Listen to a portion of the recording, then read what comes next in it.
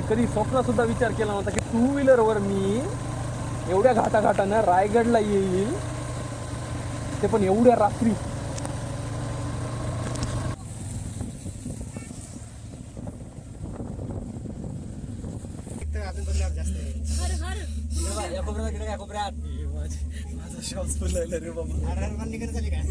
हर हर महादेव. बापरे, आता तर काही दिसेना, दुःख सगळं दुःख.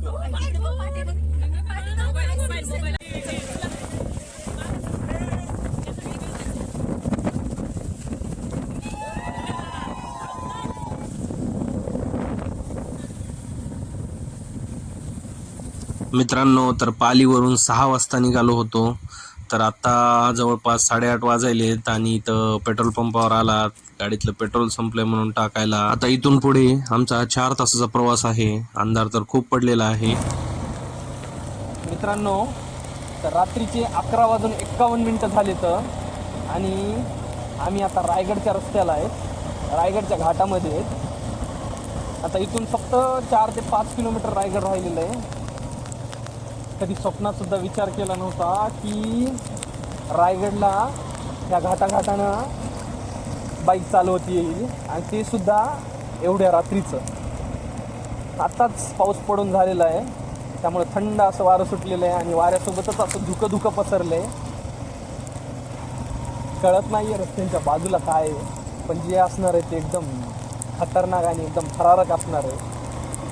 हा प्रवास जीवनामध्ये मी कधीच विसरू शकणार नाही, एवढा भारी प्रवास आहे. सिरियसली, हे बघा घाट कसा आहे, एकदम असा घाट आहे की पुढचं काहीच दिसत नाही आहे, आणि आमच्या 3च गाड्या आहेत तिथं एवढ्या रात्रीचं. वाव यार, थ्रिल आहे, थ्रिल. छत्रपती शिवाजी महाराज की जय. मित्रांनो, माणगाववरून आम्ही शॉर्टकट घेतला. हा शॉर्टकट दिवसा चांगला आहे, निसर्गरम्य, सिंगलच रस्ता आहे, त्यामुळं मस्त वाटतं. पण आता आम्ही नाईटला निघालात आणि तेव्हा घेतलेला आहे. आम्हाला माहीत नव्हतं एवढा डेंजर रस्ता आहे, पण आता आम्ही निघालात. बघूया किती वेळात पोहोचतात. भीती पण वाटत आहे आणि थ्रिल पण वाटत आहे, मिक्स फिलिंग आहेत आमच्या. मित्रांनो, 4-5 किलोमीटर राहिलं होतं आणि फायनली आम्ही आता रायगडला पोहोचणारच आहोत. इंट्रोचा व्हिडिओ बनवायचं विसरलो होतो, त्यामुळे असा बनवतो आता. हॅलो मित्रांनो, मी राम आणि स्वागत आहे तुमचं माझ्या नवीन ब्लॉगमध्ये. रात्री जवळपास 12:30 वाजता आम्ही रायगडला पोहोचलो होतात. तर मग तिथं आम्हाला रूम पण अवेलेबल झाल्या. 12:30 वाजले होते रात्रीचे, तरीसुद्धा आम्हाला नॉर्मली रूम भेटल्या, आणि रूम मस्त भेटल्या एकदम, त्यामुळे टेन्शन नाही आलं. मग रात्री आराम वगैरे करून आता आवरून वगैरे आम्ही निघालात आता रायगडकडं. हे बघा, रायगडला जातानाचा मार्ग कसला भारी आहे.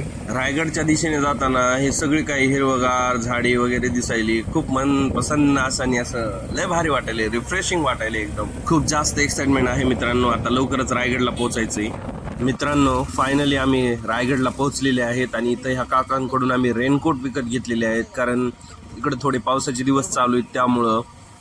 आणि आता इथं आम्ही ह्या पायऱ्यांपाशी थांबला होतात ज्या महादरवाजाला जातात, पण आता आम्ही तिथून जाणार नाही आहेत, कारण माझा पाय फ्रॅक्चर असल्यामुळे मला काय पायऱ्या चढता येणार नाहीत, त्यामुळं आम्ही आता रोपवेनं जाणार आहेत. तर मित्रांनो, एक गोष्ट आठवली, आजीनं सांगितली होती की ढगांच्या वर स्वर्ग असतो. कदाचित तो स्वर्ग म्हणजे हेच दुर्गेश्वर, श्रीमान रायगड, स्वराज्याची राजधानी. तर फायनली मित्रांनो, इथं रोपवेच्या ठिकाणी आम्ही पोहोचलेले आहेत, आणि इथं आता गाड्या लावलेल्या आहेत. आम्ही इथं 50-50 रुपये देऊन आम्ही इथं पार्किंग घेतलेली आहे गाड्यांसाठी, कारण आम्हाला आता अख्खा दिवस लागणार आहे वर, त्यामुळं गाड्या इथं लावलेल्या चांगल्या. मित्रांनो, रायगड किल्ल्यावर जाण्यासाठी हा बनवलेला पहिला रोपवे आहे, जो 1996 मध्ये बनवलेला आहे. मित्रांनो, हा रोपवे पायथ्यापासून म्हणजे हिरकणवाडीपासून वर गडावर फक्त 4 ते 5 मिनिटात पोहोचवते. 1996ला सुरू झालेला हा प्रकल्प ताशी 420 मीटर उंची कापतो, आणि सकाळी 8 पासून सुरू होत आहे ते संध्याकाळी 5:30 पर्यंत हा रोपवे सुरू असतो. तर मित्रांनो, आता आम्ही सुद्धा जीवनात पहिल्यांदा रोपवेचा थरार अनुभवणार आहेत. तर आता इथं प्रवेशद्वारापाशी आलात, आता लागलीच तिकीट काढून घेतात.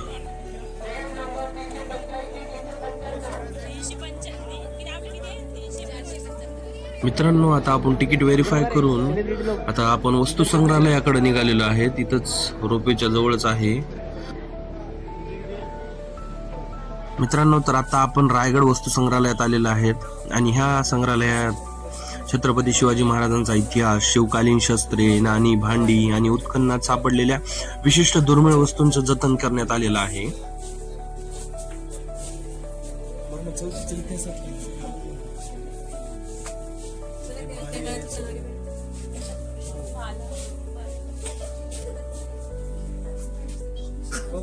मित्रांनो, इथे फोटोमध्ये महाराजांचा इतिहास पाहताना चौथीच्या पुस्तकाची आठवण झाली. इथे महाराजांच्या काळातली शस्त्रास्त्रे आहेत.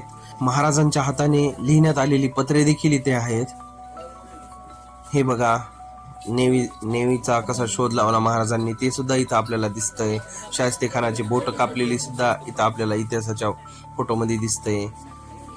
सर्व काही इथं वस्तू संग्रहालयामध्ये खूप छान आहे आणि हे 1600 ते 1800च्या शतकामध्ये वापरण्यात आलेल्या तलवारी, इथले शस्त्रास्त्रे हे सर्व सुद्धा इथं दिलेलं आहे. मित्रांनो, ह्या रायगडच्या वस्तू संग्रहालयामध्ये आल्यावर आपल्याला महाराजांच्या इतिहासाबद्दल, महाराजांच्या पराक्रमाबद्दल, महाराजांच्या शौर्याबद्दल अजून भरपूर गोष्टींची माहिती होतीये. त्यामुळं आपण इथं आलं पाहिजे आणि हे सर्व काही जाणून घेतलं पाहिजे. हे आपल्यासाठी खूप गरजेचं आहे.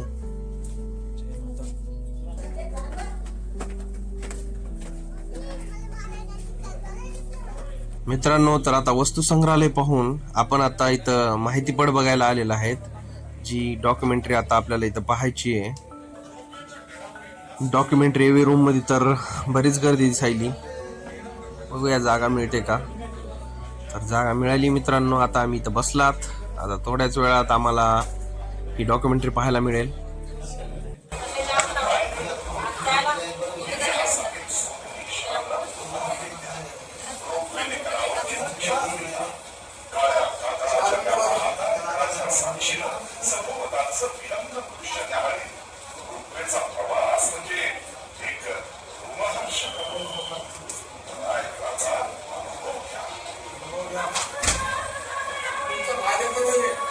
डॉक्युमेंटरी पाहून झालेली आहे आणि आता आम्ही इथं तिकीट व्हेरीफाय करायला आला. तर आता इथं काय आम्हाला थांबू देईन. तर आम्ही आता पुढं थांबणार आहेत. जिथं रोपवे मध्ये आता आम्हाला चढायचंय तिथे येऊन थांबलेले आहेत मित्रांनो. आम्ही धगधग करायले, पण आता हा अनुभव घ्यायचा आहे आम्हाला. आमच्या मागे देखील खूप लोक आहेत जे आता यायले तर रोपवे मध्ये बसण्यासाठी. आमचा नंबर थोडा पहिल्यांदा आलेला आहे. थांबलात आम्ही आता इथं. ते पहा मित्रांनो, रोपवेचा पाळणा कुठून यायलाय. एकदम ढगाच्या वरून यायल्यासारखं वाटत आहे. हे बघा, ही बनावट रोपवेची कसली भारी आहे. हे आहेत रोपवेचे पाळणे. मला वाटतंय एका पाळण्यामध्ये 6 लोक बसत असतील. तर आता पलीकडून थांबलेले लोकांचा रोपवेचा पाळणा निघालाय वर. आता आमच्यासाठी देखील इकडून येईल. वाट बघतायत आम्ही. मित्रांनो, तर फायनली हे बघा, रोपवेचा पाळणा आलेला आहे. एक्सपिरियन्स मस्त असणार आहे हा. तर चला आता मध्ये बसूया. छत्रपती शिवाजी महाराज की जय. हे पहा मित्रांनो, तर आता रोपवेच्या पाळण्यात आम्ही बसणार आहेत. हे उघडत आहेत दरवाजा आणि आता ह्यांची जबाबदारी असते की आम्हाला व्यवस्थित बसवायचं वगैरे. त्यामुळे आता हे आम्हाला मध्ये बसवायलेत. खात्री करतात आम्ही सर्वजण योग्यरित्या बसलात का. त्यानंतर मग ते बाहेरून दरवाजा लावून टाकते. आम्ही 6 जण एकाच रोपवेच्या पाळण्यामध्ये बसलात. त्यामुळे सर्वजण सोबत आहेत. No tension.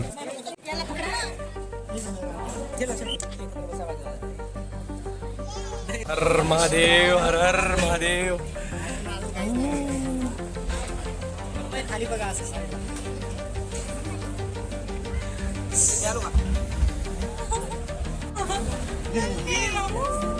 विरू घाबरलो ना. नाही काय नाही, अंकलला पकडून बस. घाबरत नसतं. शिवाजी महाराज बघा. शिवाजी महाराज की जय. जय भवानी, जय शिवाजी. हर हर महादेव.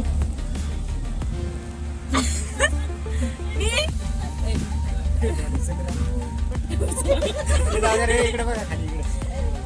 मला इकडे बघा, कडा बघा. मोबाईल मध्ये घ्या.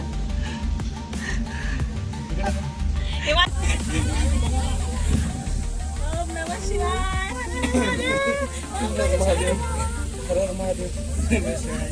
नमः शिवाय.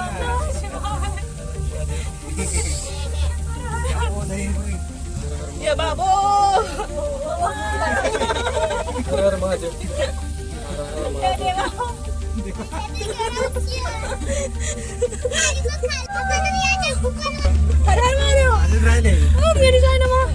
माझे कान समजले. जय देवा.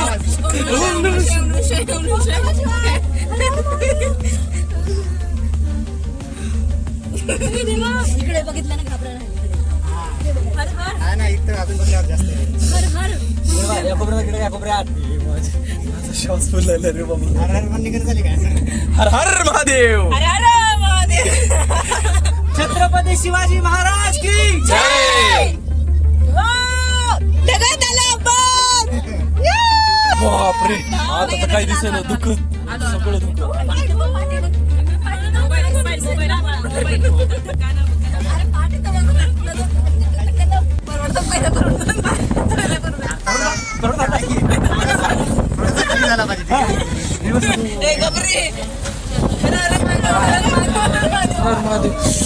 लवकर रे बाबा.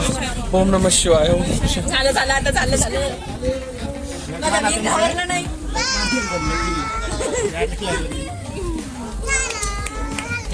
घाबरलं नाही. त्याला काहीच नाही वाटलं. भीतीच होती ते. मोठे माणसं भेटली.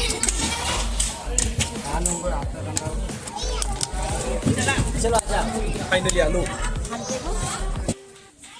तर फायनली मित्रांनो, हा 4-5 मिनिटाचाच पण असा थरारक असा प्रवास आटपून आम्ही रोपवेमधून आता उतरलात आणि वर चाललात. एकदम थरारक अनुभव होता मित्रांनो.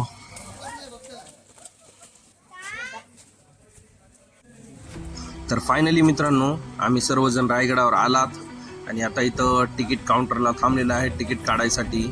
इथे दर प्रत्येकी व्यक्ती 25 रुपये तिकीट दर आहे आणि फॉरेनर असतील तर 200 किंवा 300 रुपये तिकीट दर आहे मित्रांनो. तर आता तिकीट काढून झाले आणि आता डिसाईड करायला की समोरच्या महादरवाजानं जायचं का उजव्या बाजूला खूप लढा बुरुज आहे तिकडून जायचं.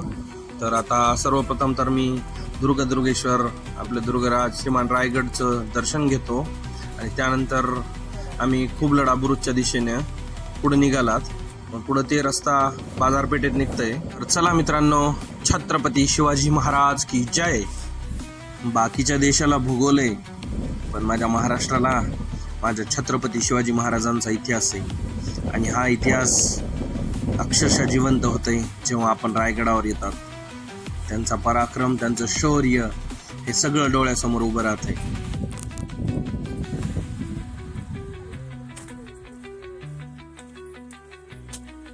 मित्रांनो, हा मार्ग कुशवर्त तलाव आणि वेगवेगळ्या वाड्यांकडे जातो. तर आपण आता पुढे निघालात.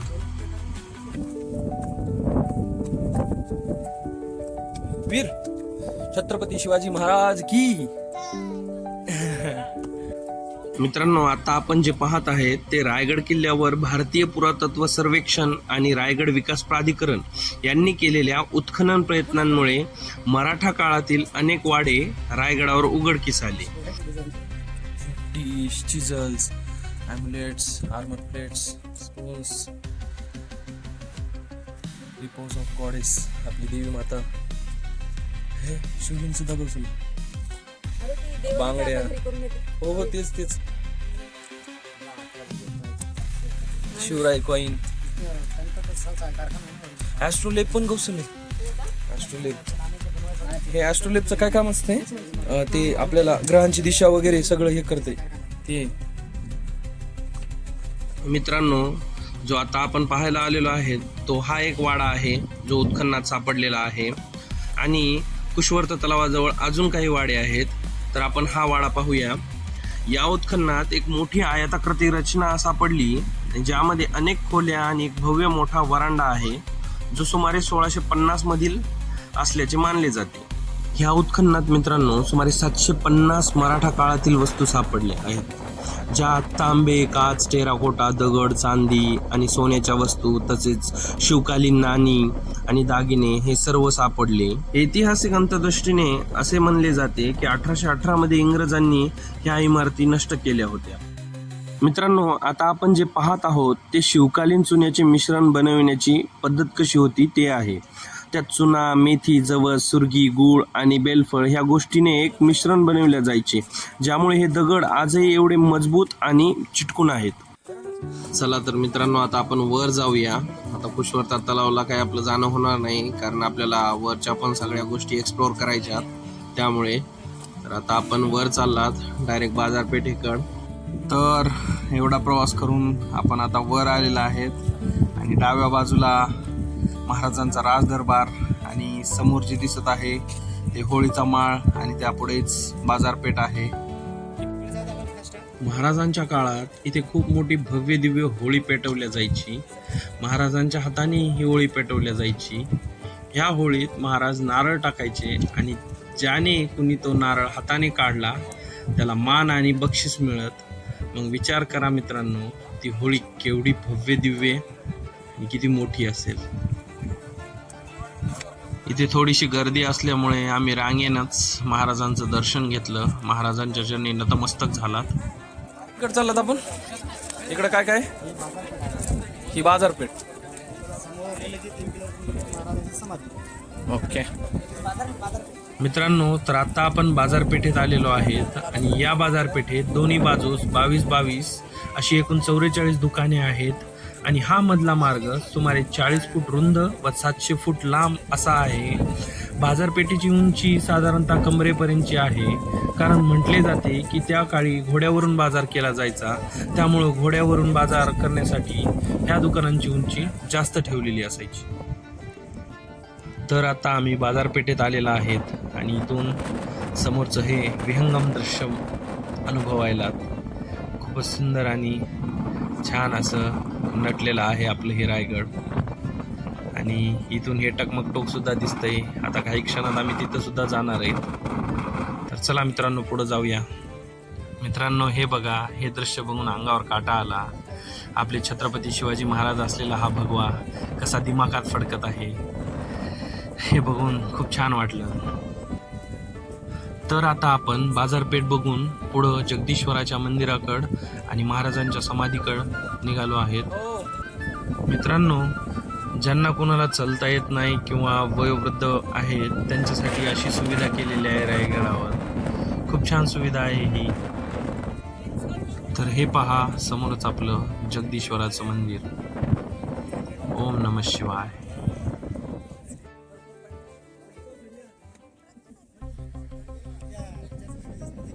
मित्रांनो, तर आता आपण एंटर करत आहोत जगदीश्वराच्या मंदिराकडे जायला.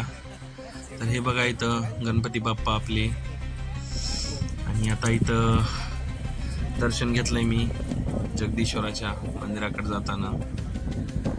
जगदीश्वर मंदिराला 2 दरवाजे आहेत, एक पूर्वेकडचा आणि एक पश्चिमेकडचा.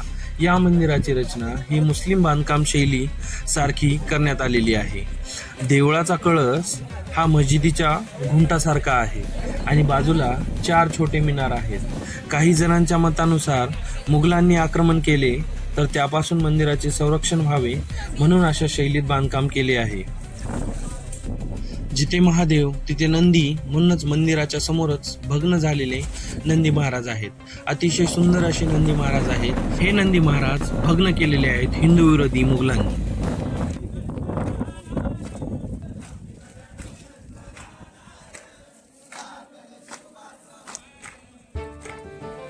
तर आता आम्ही जगदीश्वराच्या मंदिरामध्ये एंटर केलेले आहे.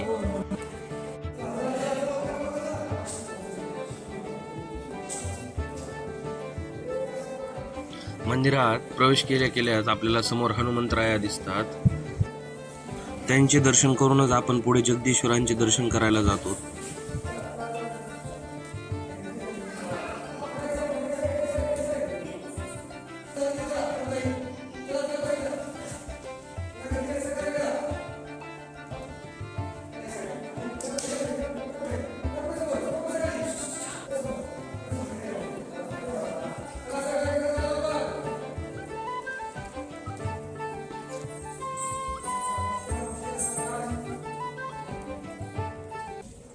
जगदीश्वरांचे दर्शन घेऊन आपण बाहेर आल्यावर आता जाऊया महाराजांच्या समाधीकडे.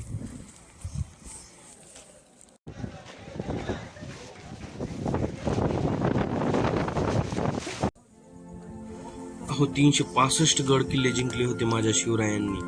राजे अनेक होऊन गेले, पण जगामध्ये छत्रपती शिवाजी महाराज हे एकमेव, ज्यांनी स्वतःची गादी, स्वतःचे हिंदवी स्वराज्य, स्वतःचे साम्राज्य स्वतः विद्यमान केले.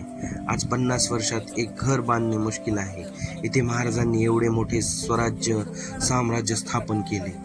म्हणून आजही म्हणले जाते की जगावे तर कसे फक्त माझ्या शिवबासारखे, आणि मरावे तर कसे फक्त माझ्या शंभूराजासारखे. जे घडू नये ते घडलं. 3 एप्रिल 1680 चैत्र पौर्णिमा हा दिवस कधी बघायचा नव्हता, तो ह्या महाराष्ट्राच्या नशिबी आला. आणि ह्या दिवशी छत्रपती शिवाजी महाराजांनी अखेरचा श्वास घेतला. जगदीश्वर मंदिराच्या बाजूलाच महाराजांची समाधी निर्माण करण्यात आलेली आहे. ह्या ठिकाणीच महाराजांवर अंत्यसंस्कार झाले होते. इथेच बाजूला वाघ्या कुत्र्याची पण समाधी आहे, ज्याने महाराजांच्या चितेत उडी घेतलेली होती.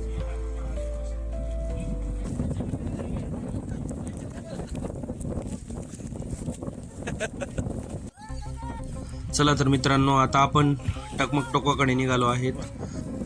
माझा पाय फ्रॅक्चर आहे याची मला जाणीव आहे आणि मला त्रास पण होत आहे, पण तरीसुद्धा मला रायगडावरच्या प्रत्येक ऐतिहासिक वास्तूबद्दल जाणून घ्यायचं आहे. स्वराज्याची राजधानी श्रीमान रायगड यावरील महाराजांचा जिवंत इतिहास मला आत्मसात करायचा आहे. त्यासाठी मी आता टकमक टोकाकडे निघालो आहे. एवढा त्रास होत आहे मला मित्रांनो की मी अक्षरशः कणत आहे.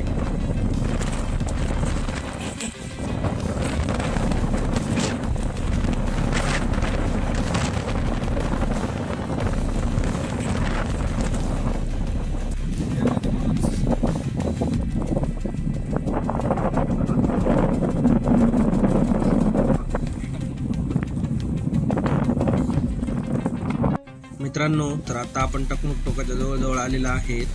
टकमक टोक हे रायगडावरील एक प्रसिद्ध टोक आहे, जे साहसप्रेमी आणि इतिहासप्रेमींसाठी विशेष आकर्षण आहे. समुद्र सपाटीपासून सुमारे अदमासे 820 मीटर उंच असे हे टकमक टोक आहे आणि या टकमक टोकाला 2250 फूट खोल दरी आहे. टकमक टोकावरून सर्व ठिकाणी स्थिर नजर ठेवता येते, त्यामुळे त्याचे टकमक टोक असे नाव पडले असावे. टकमक टोकास टकमक कडा असेही नाव असून इतिहासात याचा कडेलोटासाठी वापर केला गेल्याची माहिती मिळते.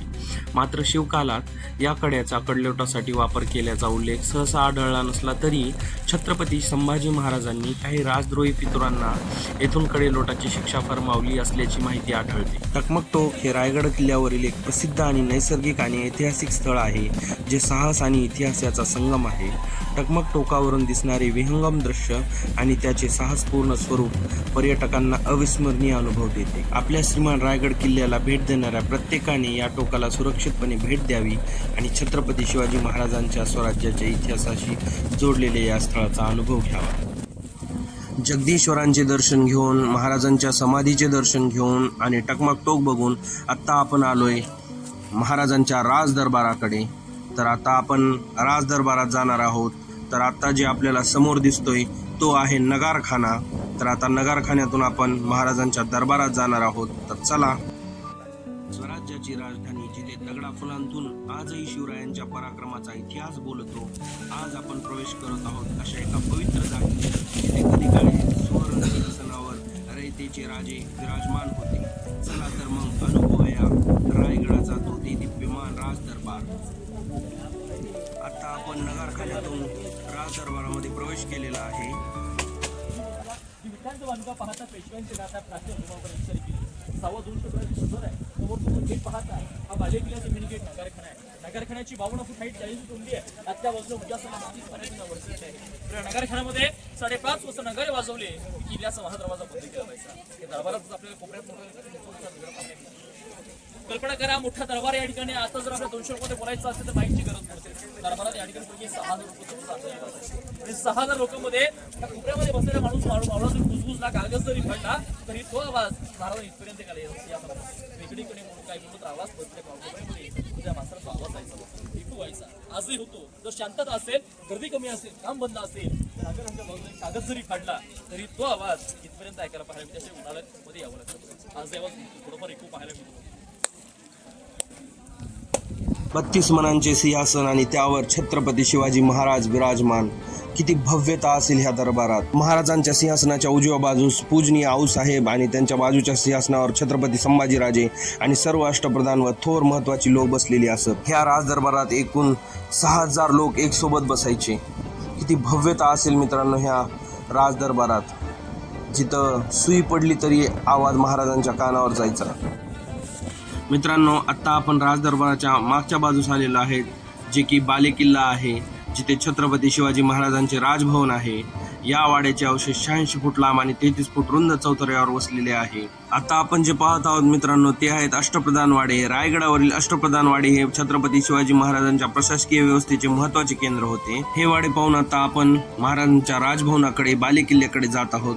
तर चला मित्रांनो, बालेकिल्ल्याकडे 2 प्रामुख्याने दरवाजे आहेत. एक मेणा दरवाजा आणि एक पालखी दरवाजा. पालखी दरवाजाने छत्रपती शिवाजी महाराजांची पालखी येत असत, छत्रपती संभाजी महाराजांची पालखी येत असत, मा जिजाऊ साहेबांची पालखी येत असत.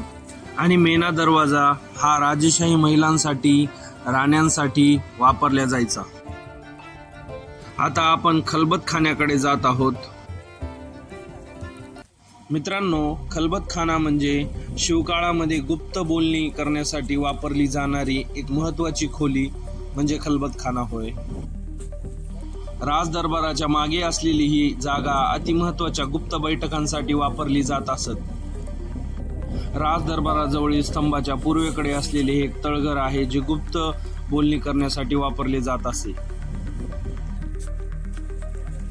इसवी सन 1200 मध्ये देवगिरीचे यादव या गडावर आले आणि त्यांनी या गडाचे नाव या रायरी असे ठेवले. 14व्या शतकात रायरी निजामशाहीकडे गेला होता, त्यानंतर आदिलशाहीकडे गेला होता. स्वराज्यात सामील करण्याआधी रायरी जावळीचे चंद्रराव मोरे यांच्या ताब्यात होता, कारण ते आदिलशाही सरदार होते. छत्रपती शिवाजी महाराजांना वाटले चंद्रराव मोरे आपल्यासोबत सामील झाले तर स्वराज्याचा विस्तार करायला मदत होईल. पण चंद्रराव मोरे उर्मट, त्यांनी शिवरायांचा प्रस्ताव अमान्य केला आणि महाराजांना म्हणले की तुम्ही कसले राजे, खरे राजे तर आम्ही आहोत. त्यानंतर महाराजांनी जावळीच्या खोऱ्यात चंद्रराव मोरेवर हल्ला केला आणि यामध्ये चंद्रराव मोरेचा भाऊ हनुमंतराव मोरे हा सूर्याजी काकडीकडून मारला गेला. त्यानंतर चंद्रराव मोरे मरणाच्या भीतीने छत्रपती शिवाजी महाराजांना शरण आले आणि त्यानंतर रायरी हा स्वराज्यामध्ये सामील झाला आणि महाराजांच्या हस्ते रायरीचे रायगड झाले. मित्रांनो, आता जिथे आपण उभे आहेत ते आहे आपल्या शिवरायांचा राजवाडा, राजभवन. मित्रांनो, हाच तो राजभवनातला चौथारा जिथे महाराजांनी आपला अखेरचा श्वास सोडला. तारीख होती 3 एप्रिल 1680, चैत्र पौर्णिमा, हनुमंत जयंती, वार शनिवार. त्या दिवशी आपल्या महाराजांनी ह्या चौथऱ्यावर शेवटचा श्वास घेतला. मित्रांनो, आता आपण बालेकिल्ल्याच्या पाठीमागे धान्य कोठारे आणि अष्टप्रधानांचा वाडा बघायला आलेला आहे.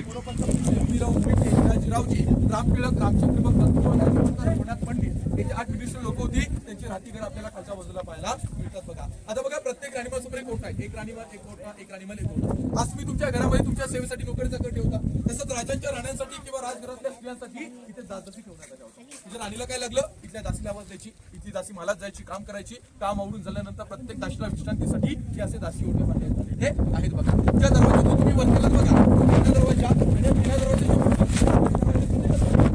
पालखी पहिले 2 प्रकार असायचे, मेणा आणि पालखी. मेणा स्त्रियांसाठी, पालखी पुरुषांसाठी. मेणा पॅक बंद, पालखी ओपन. त्याच्या राजघरातल्या ज्या स्त्रिया होत्या, राण्या होत्या, या सूर्यास्त सूर्योदय पाहण्यासाठी त्या दरवाजातून येणं जाणं व्हायचं.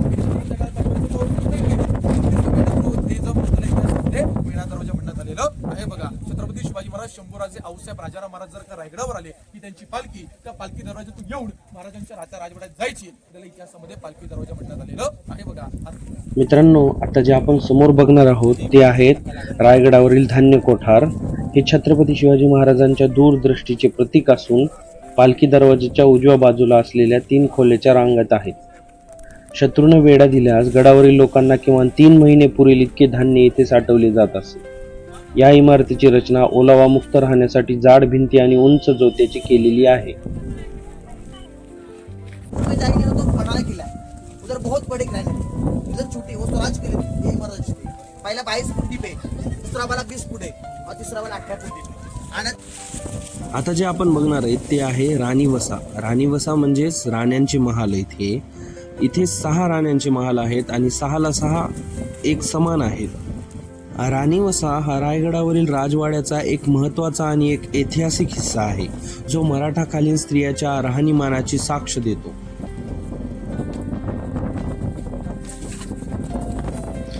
इथे आपल्याला त्या काळातील प्रसाधनगृहेही बघायला मिळतात.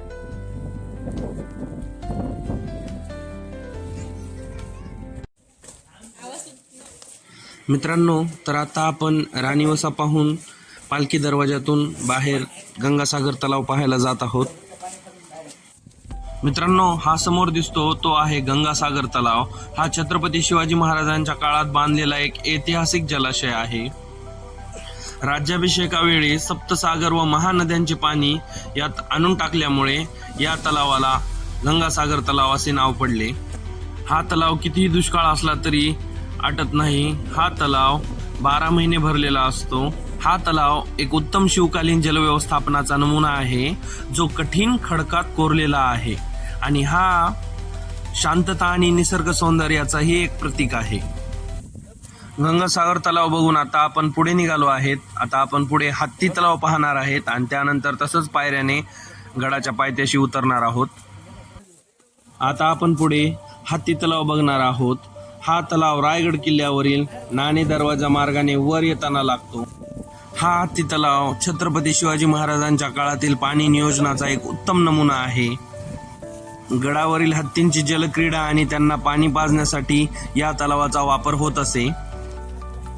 या तलावाचा आकार नैसर्गिक चढ उतारांचा असून हा गडावरील मुख्य जलस्रोतांपैकी एक आहे.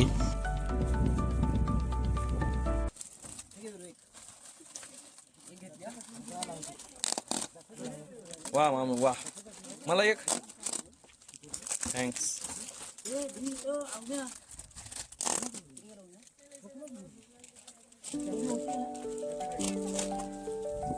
आणि आता नाणे दरवाजानं जसं वर येते तसंच आम्ही त्याच मार्गाने खाली उतरत आहोत. किती सुंदर आहे आपला दुर्गेश्वर श्रीमान रायगड, मनच भरत नाही. मित्रांनो, हे समोरचं दृश्य बघा, किती छान आहे, किती सुंदर आहे. गडावरून खाली येताना मित्रांनो आम्हाला इथे एक हॉटेल दिसलं. तिथं आम्ही कांदा भजी घेतलीत खायला. खूपच टेस्टी आहेत.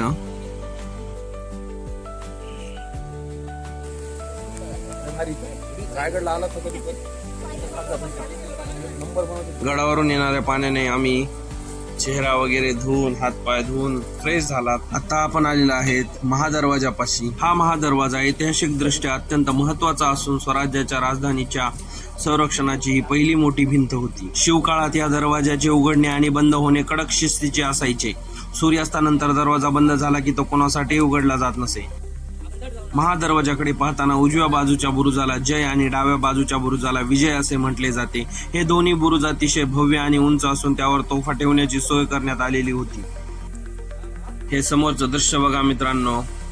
आता आपण महादरवाजा आणि दोन्ही बुरुज पाहून पायऱ्याने खाली उतरत आहोत आणि रायगडाच्या पायथ्याशी जात आहोत.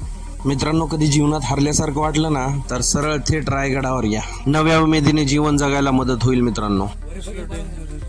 आता आम्ही एका नवीन मार्गानेच रायगडाच्या पायथ्याशी जाणार आहोत. तर चला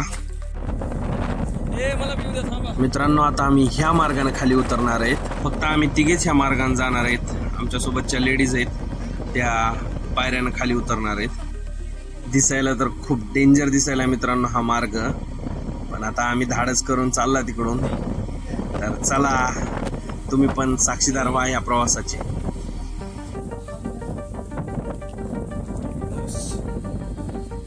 त्यांना वेळ लागेल खाली यायला.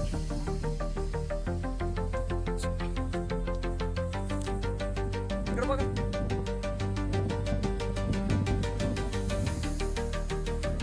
माझ्या ब्लॉग मध्ये मी कमी असतो आणि बाकीचे सगळे जास्त असते.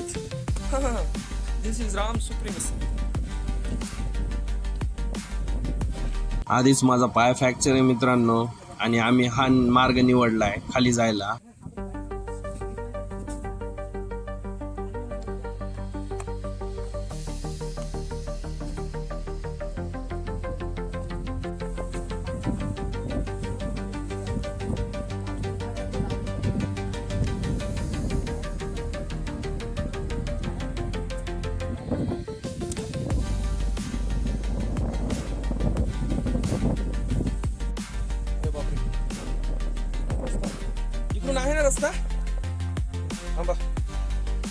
जय शिवराय. आहे तर खरी दे बाबा.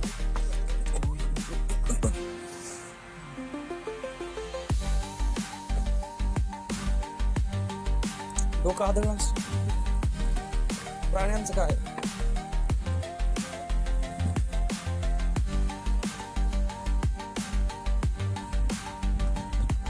सर्वायकल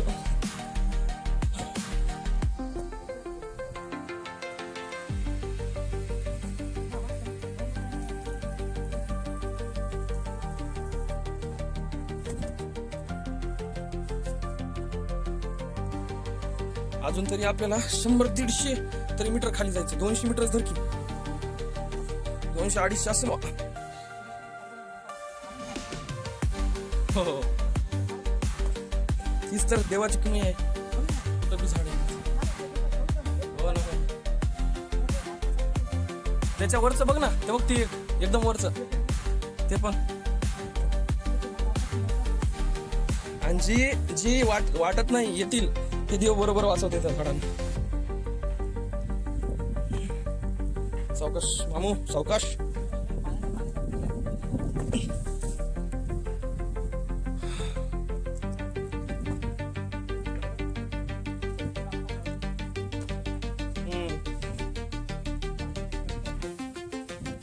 पावसाळ्यात ना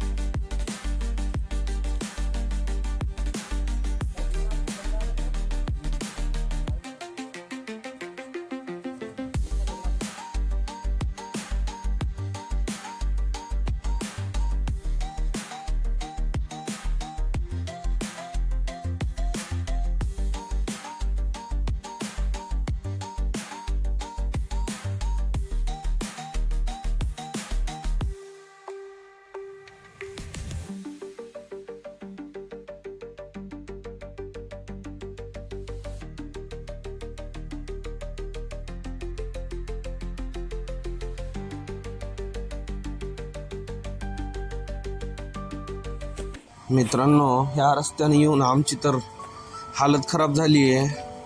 विचार करा त्या काळामध्ये आपले शूरवीर सगळे कसे येत असतील. फायनली खाली उतरलात मित्रांनो. मला माहिती आहे माझा पाय फ्रॅक्चर आहे, पण छोटूसंच फ्रॅक्चर असल्यामुळे मी खूप मोठी डेअरिंग केली आहे आणि तुम्हाला हा आपला श्रीमान दुर्गेश्वर रायगड दाखवायचा प्रयत्न केला आहे. त्या टोकापासून मित्रांनो ह्या टोकापर्यंत आलोत आम्ही. मित्रांनो, तर व्लॉग आवडल्यास नक्कीच लाईक करा, शेअर करा आणि सबस्क्राईब करा. भेटूया नेक्स्ट व्लॉग मध्ये. तोपर्यंत काळजी घ्या. छत्रपती शिवाजी महाराज की जय.